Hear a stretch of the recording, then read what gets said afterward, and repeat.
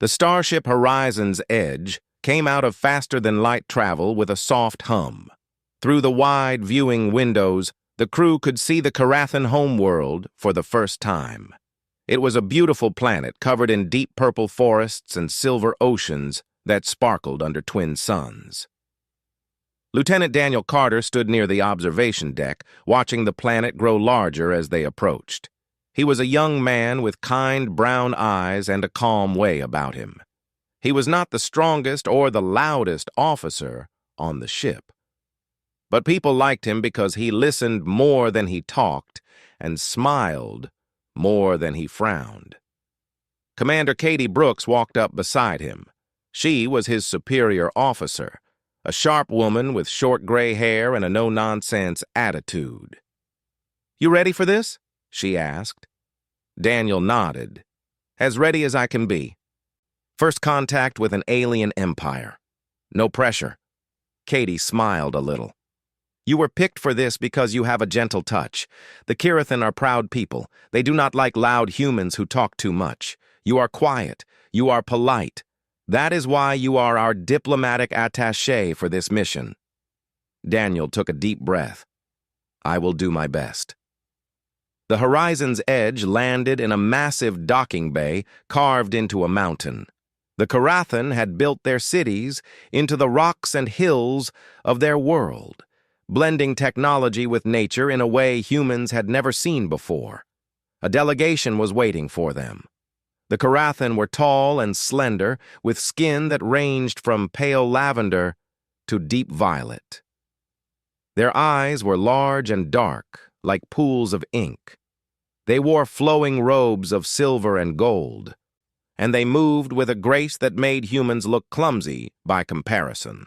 At the front of the delegation stood Ambassador Zeth Voral. He was an older Carathan with deep lines on his face and a stern expression. He greeted the human captain with a formal bow and spoke in a voice that was soft but carried weight. "Welcome to Carathis. We hope this summit will bring understanding between our peoples." The captain returned the bow and gave a polite speech about peace and cooperation.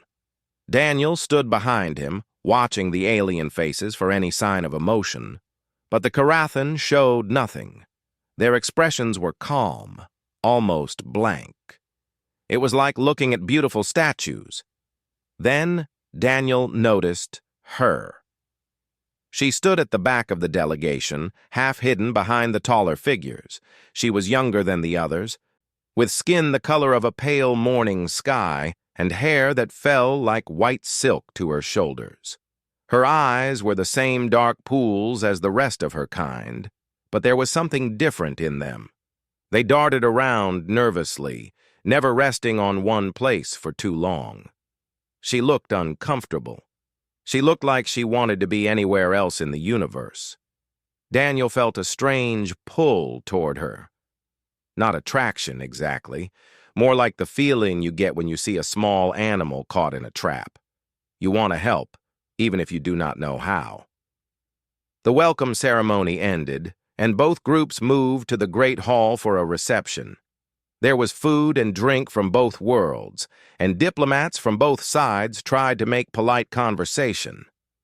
Daniel did his job. He smiled. He shook hands. He answered questions about Earth and human culture. But his eyes kept drifting to the young Carathan woman at the edge of the room. She stood alone near a pillar, holding a glass she had not sipped from. The other Carathan did not approach her. The humans did not notice her. She was like a ghost at her own party. Daniel excused himself from a conversation and walked toward her. He moved slowly, not wanting to startle her. When he was close, he stopped and gave a small nod. "Hello," he said simply. "I am Daniel Carter. I am part of the human delegation." The woman's eyes went wide. For a moment, she looked like she might run away. Her violet skin flushed darker, turning almost purple at her cheeks. I am," she started, but the words seemed to get stuck in her throat. Daniel waited patiently. He did not push. He did not fill the silence with more words. He just stood there, calm and open. Finally, she managed to speak. "I am Valeth, Valeth Sora An." Daniel's eyebrows rose slightly. He had studied the briefing materials. Sora An was the name of the imperial family. This woman was a princess. "It is an honor to meet you, Princess Valeth," he said, keeping his voice gentle. She looked down at the floor. "Please, just Valeth. I am not important. I am the third daughter, the youngest. No one cares about the third daughter." There was pain in her voice, buried deep. Daniel pretended not to notice. "Well, Valeth," he said, "I am the youngest in my family, too. I have 2 older brothers. They always got the attention. I understand how that feels." She looked up at him then, surprised. "You do?" He nodded. "Youngest children have to find their own way. It is not easy. But sometimes it makes us stronger." Valeth stared at him like he had said something impossible. In her world, no one talked about such things. Feelings were private. Struggles were hidden. You wore a mask and you never took it off.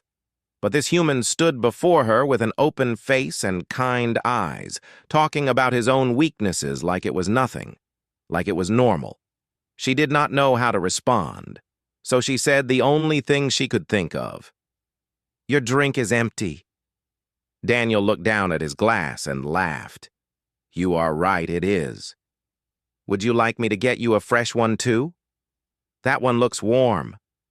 Valeth looked at the glass in her hand. She had been holding it so long that the liquid inside had gone flat. She had been so nervous that she had forgotten about it completely. "Yes," she said quietly. "That would be nice." Daniel smiled and walked away to find the refreshment table. Valeth watched him go, her hearts beating faster than they should. When he returned with 2 fresh glasses, they talked a little more. Small things, safe things.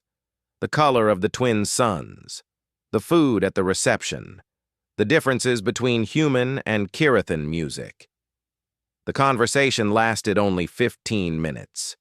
Then Ambassador Zeth appeared and guided Valeth away with a firm hand on her shoulder. He gave Daniel a long, unreadable look before they left.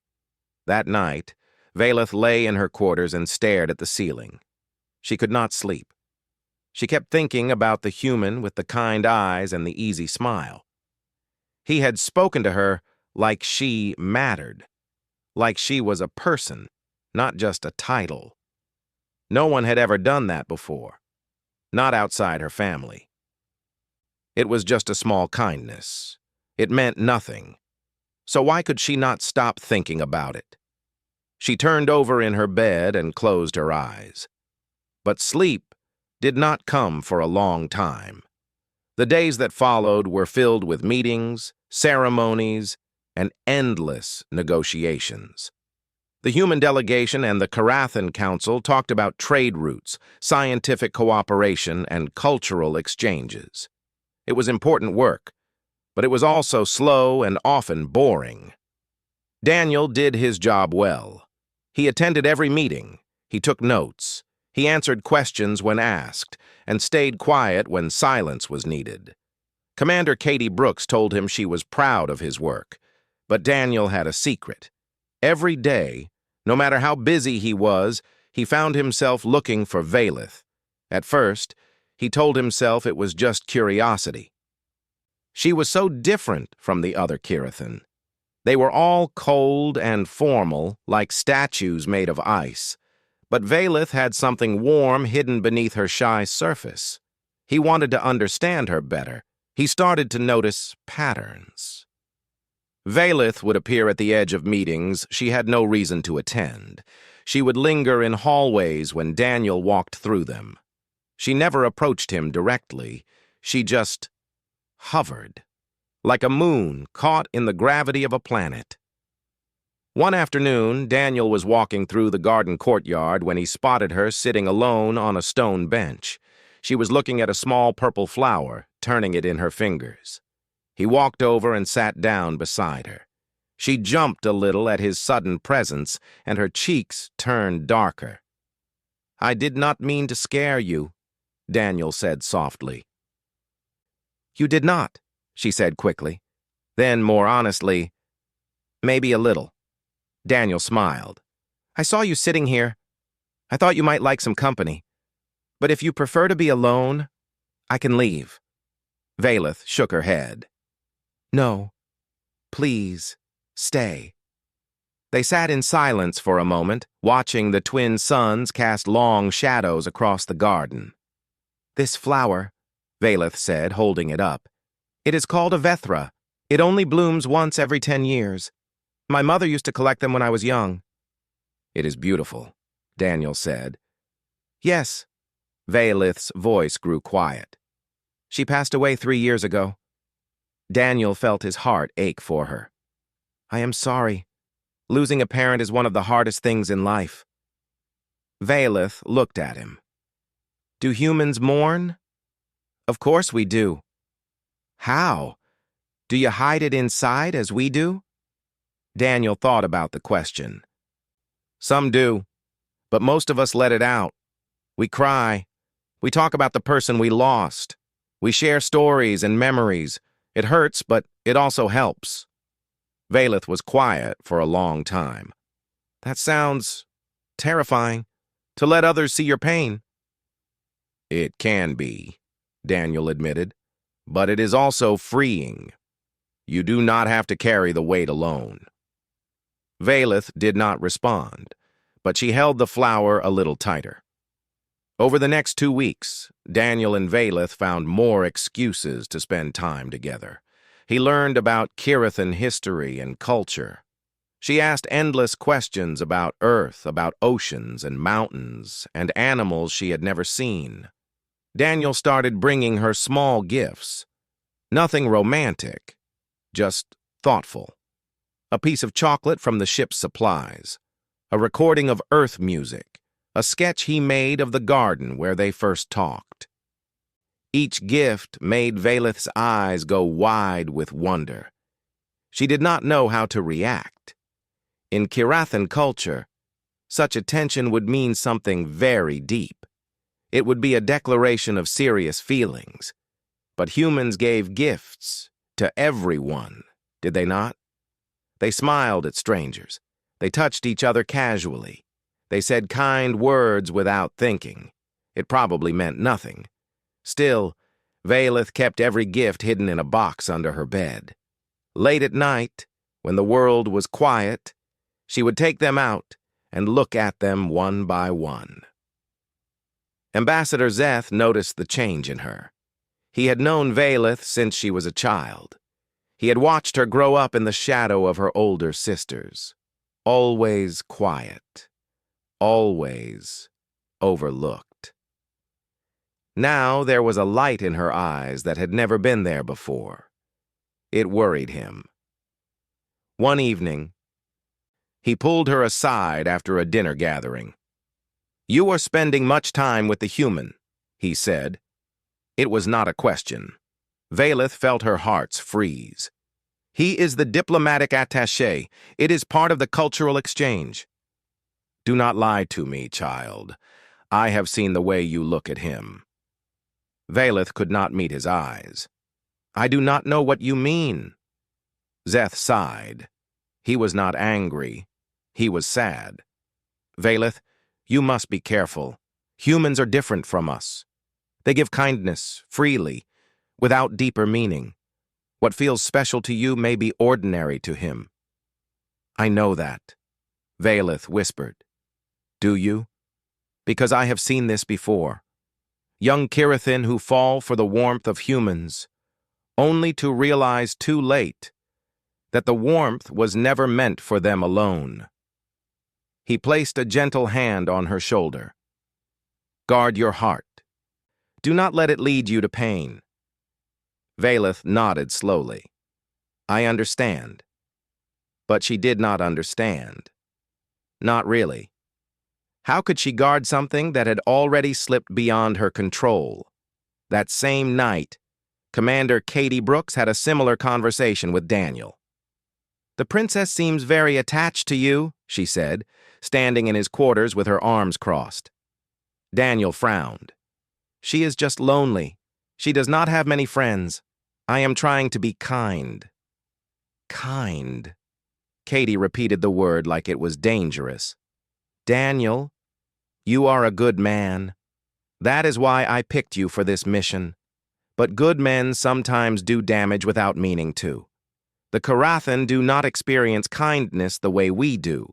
To them, every small gesture has weight." "What are you saying?" "I am saying be careful. You might be giving her hope for something you cannot deliver." Daniel felt a twist of discomfort in his chest. "I am not leading her on. I like talking to her. Is that wrong?" Katie's expression softened. "No. But ask yourself this. If she were human, would you treat her the same way? Or would you have already noticed what is happening between you?" She left without waiting for an answer. Daniel sat alone in the dark for a long time after that. He thought about Valeth, her shy smile, her curious questions, the way her eyes lit up when he brought her gifts. He had told himself it was just friendship, but was it? He did not know. And that scared him more than anything. Meanwhile, in her own quarters, Valeth took out her hidden box of treasures. She held the chocolate wrapper, the music chip, the small sketch of the garden. She pressed them against her chest and felt the ache inside her grow stronger. She was falling. She knew it now. Falling into something deep and terrifying and wonderful. And she had no idea how to stop. The explosion came without warning. Daniel was in his quarters when the alarms started screaming. Red lights flashed. The whole ship shook like a giant had grabbed it and squeezed. He ran into the corridor and found chaos. Crew members rushed in every direction. Officers shouted orders. Smoke poured from somewhere deep in the lower decks. Commander Katie Brooks appeared beside him, her face hard and focused. "Rogue faction," she said quickly. "A group of Karathan extremists who do not want peace with humans. They planted bombs in the summit hall and the docking bay." Daniel's blood went cold. "Casualties? Unknown. We are in lockdown. Everyone is securing their areas." She grabbed his arm. "The Karathan delegation is scattered. Some made it to safe rooms. Others—" She shook her head. "Find anyone you can. Get them to safety." She disappeared into the smoke before he could respond. Daniel moved through the ship, checking rooms and hallways. He found 2 Karathan diplomats hiding in a storage closet and guided them to a secure area.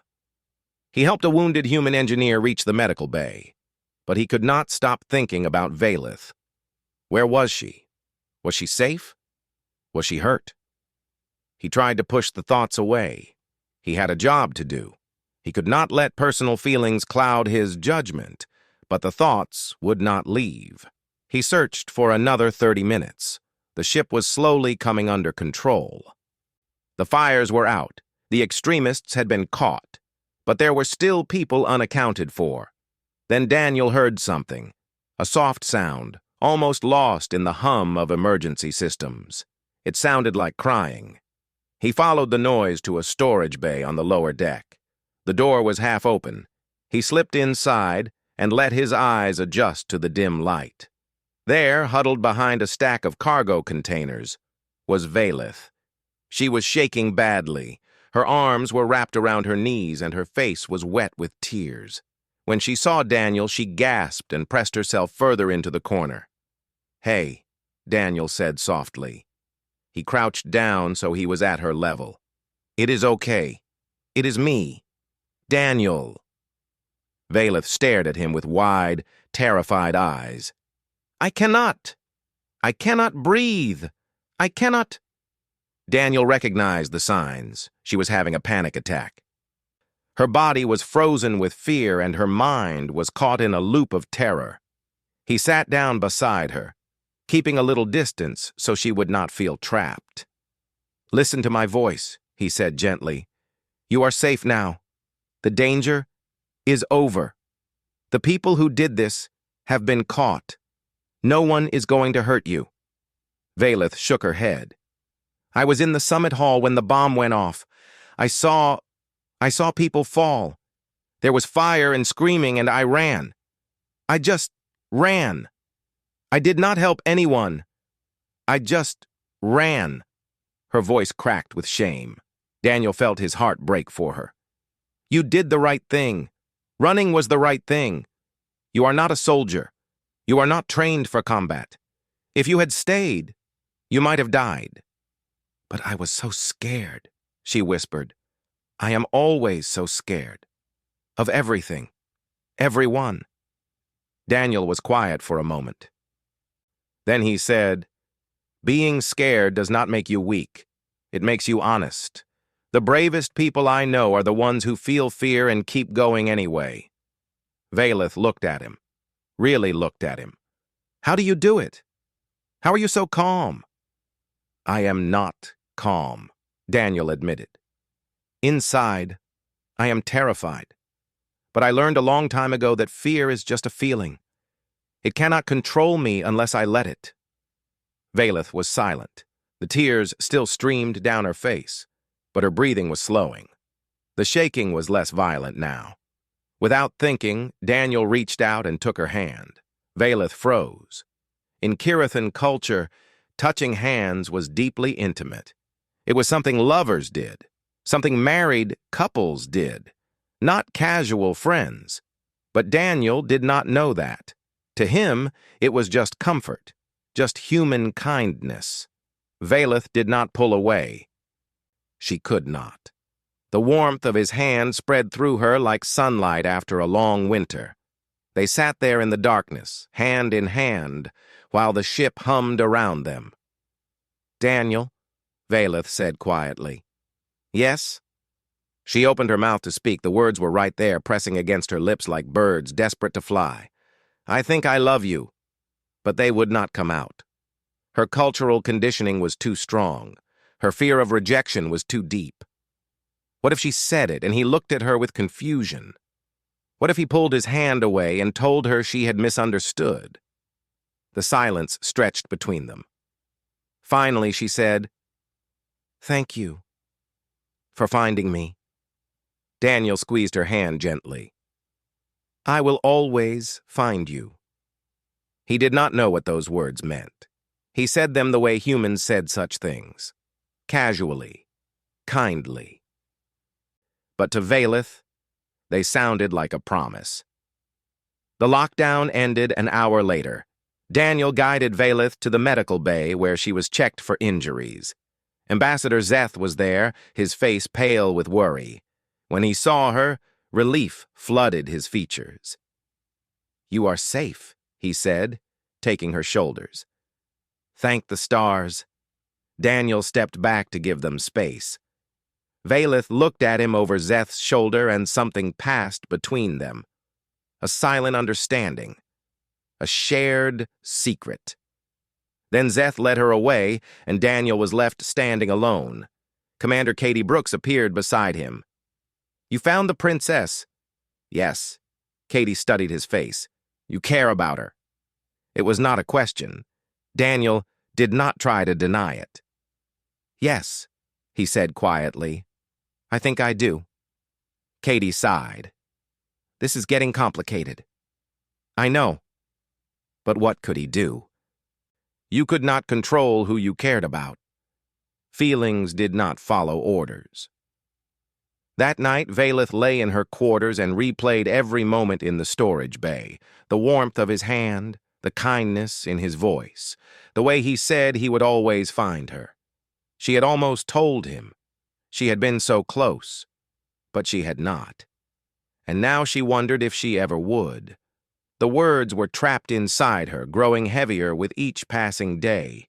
She did not know how much longer she could carry them before they crushed her completely. After the attack, everything changed. The summit continued, but the mood was different. Security was tighter. Trust was harder. Everyone walked through the halls with careful eyes and guarded hearts. Valeth changed too, but not in the way anyone expected. She began avoiding Daniel. It started small. She stopped appearing at meetings she had no reason to attend. She stopped lingering in corridors. When Daniel entered a room, she found an excuse to leave. At first, Daniel thought she was just shaken from the attack. He gave her space. He did not push. But days passed, and she only grew more distant. One morning, he saw her in the garden where they used to talk. He walked toward her, ready to ask how she was doing. But before he could reach her, she stood up quickly and hurried away without looking back. Daniel stopped in his tracks, confused and hurt. What had he done wrong? He tried to remember their last real conversation. The storage bay, the darkness, holding her hand while she cried. Had he crossed a line without knowing it? Had he made her uncomfortable?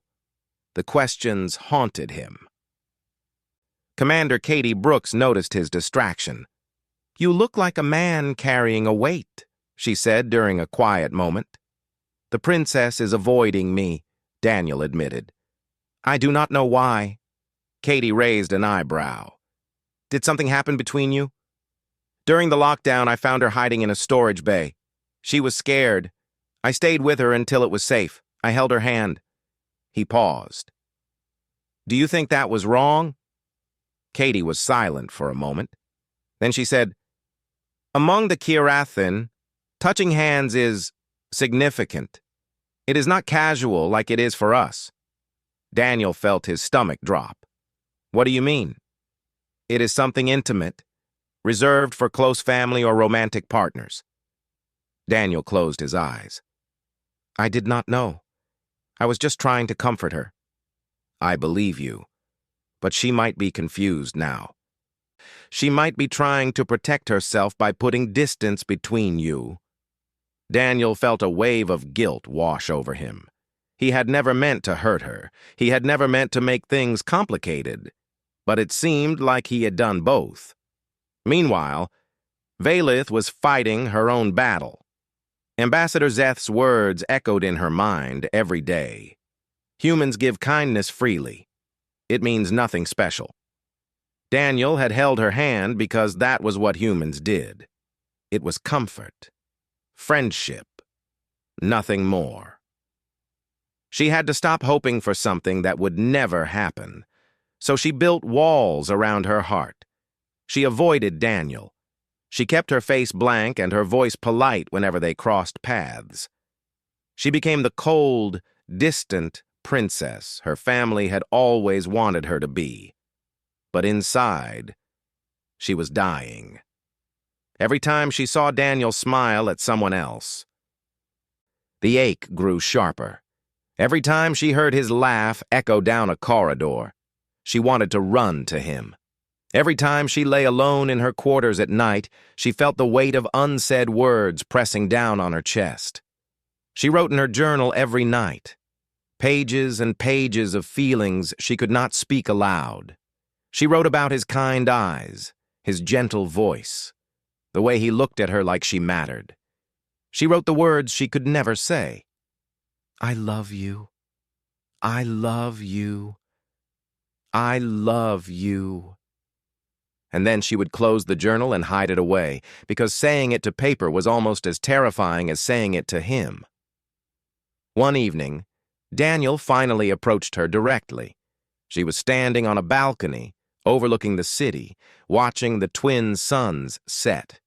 He walked up beside her, and she felt every muscle in her body tense. "Valeth," he said quietly, "can we talk?" "There is nothing to talk about," she said. Her voice was flat, empty. "I think there is. You have been avoiding me for 2 weeks.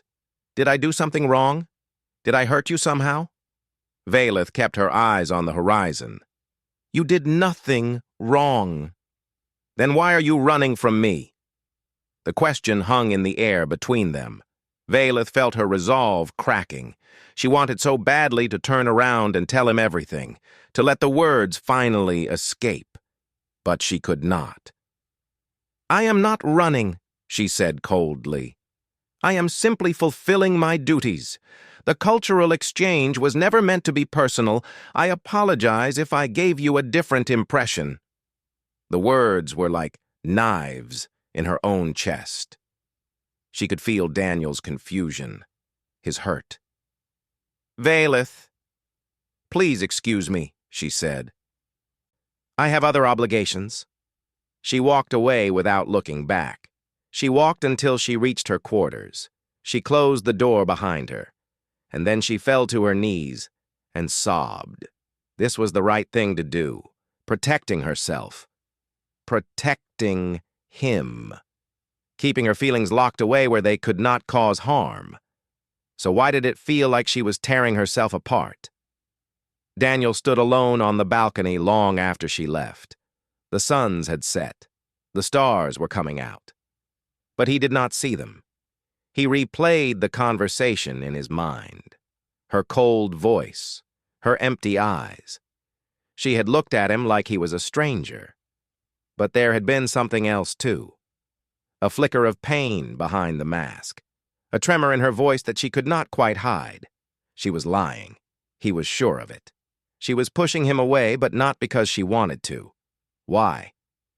The question burned in his brain as he walked back to his quarters. He could not sleep. He paced the small room, thinking, wondering. And then, sometime after midnight, he heard a knock at his door. Not the soft chime of the communication system. An actual knock, quiet and hesitant, like someone who was not sure they wanted to be heard. Daniel crossed the room and opened the door. Valeth stood in the corridor. Her eyes were red from crying. Her hands were shaking. She looked like someone who had just fought a war with herself and lost. I tried, she whispered. I tried to stay away. I tried to be what my people want me to be, but I cannot. I cannot anymore. Daniel stared at her, his heart pounding. I need to tell you something, she said. And once I say it, everything will change. But if I do not say it, I think it will destroy me. She took a breath.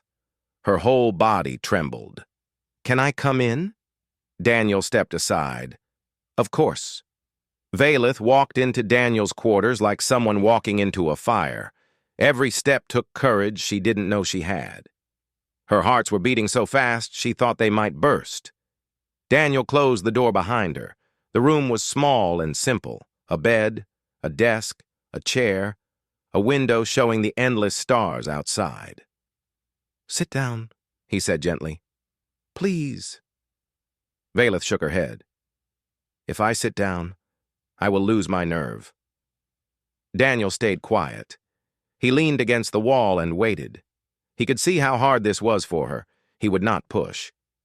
Valeth stood in the middle of the room, her hands clasped together so tightly that her knuckles went pale. She stared at the floor because she could not look at his face. My people do not speak of feelings, she began.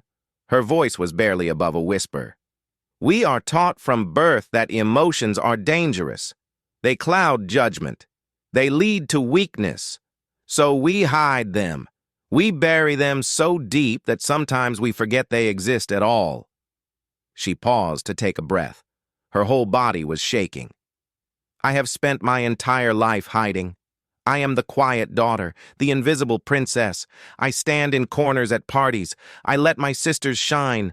I never ask for attention because I am afraid of what might happen if anyone really looked at me. Daniel listened without interrupting. His eyes never left her face. And then I met you. Valeth's voice cracked. You looked at me, Daniel. You saw me. Not the title. Not the family. Just me. You brought me gifts and asked about my day and sat with me in gardens talking about nothing important. You held my hand in the dark when I was terrified. A tear slid down her cheek. She did not wipe it away. I know that is normal for humans. I know you do these things for everyone. Ambassador Zeth told me that human kindness means nothing special. It is just how you are. Daniel opened his mouth to speak, but Valeth held up a hand. "Please, let me finish. Because if I stop now, I will never start again." He nodded and stayed silent. "I tried to tell myself it meant nothing. I tried to push you away. I tried to be cold and distant and protect myself from hoping for something impossible."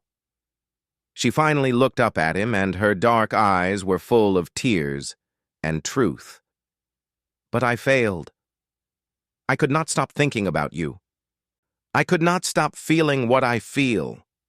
The words hung in the air between them. "I love you, Daniel."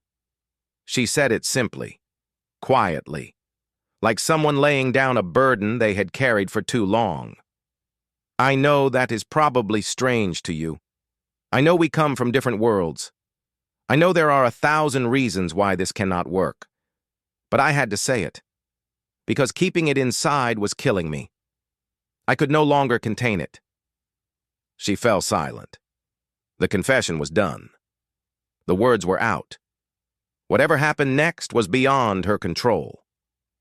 Daniel did not move for a long moment. He stared at her with an expression she could not read. Fear gripped her heart. This was it. He was going to let her down gently. He was going to explain that she had misunderstood, that his kindness was just kindness, that she was just a friend, and nothing more. But then he pushed himself off the wall and walked toward her. He stopped just a few inches away, close enough that she could feel the warmth coming off his body. "Valeth," he said softly, "look at me." She forced herself to meet his eyes. "Ambassador Zeth was right about one thing. Humans do give kindness freely. We smile at strangers. We help people we barely know. It is part of who we are." Valeth felt her heart sinking. But he was wrong about something too. Daniel reached out and took her hands. "He was wrong about what I feel for you." Valeth stopped breathing. "I told myself it was just friendship. I told myself I was only being polite. But that was a lie. Because when you started avoiding me, I felt like something had been torn out of my chest. When you looked at me with cold eyes, I could not sleep at night.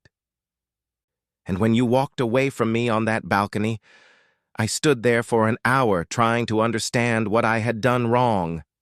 He squeezed her hands gently. "I care about you, Valeth. More than I understood at first. More than I was ready to admit. I do not know what the future holds. I do not know how two people from different worlds can build something real. But I know that I want to try." Valeth stared at him. The tears were flowing freely now, but they were not tears of sadness anymore. "You mean it?" she whispered. "I mean it." A sound escaped her throat, half laugh, half sob. She had spent so long preparing for rejection that she did not know how to accept the opposite. Daniel smiled. "Can I ask you something?" She nodded. "That night in the storage bay when I held your hand, I did not know it was significant. In Kirithan culture, I mean. Was that okay?" Valeth laughed again, wiping her eyes. "It was more than okay. It was the most wonderful thing anyone had ever done for me." "Good." He gently pulled her closer. "Because I would like to do it again." He held her hands in his, and they stood there in the quiet of his quarters, two people from different worlds learning the shape of something new. They talked until the artificial dawn began to glow through the viewport. They talked about everything and nothing, their families, their fears, their hopes, the 1,000 obstacles standing between them. They did not solve anything that night. They did not make promises they could not keep, but they understood each other a little better, and that was enough for now. When the morning came, Valeth stood up to leave. "What happens now?" she asked. Daniel thought about it. Now we take it one day at a time. We figure things out together. And whatever comes, we face it together. Valeth smiled.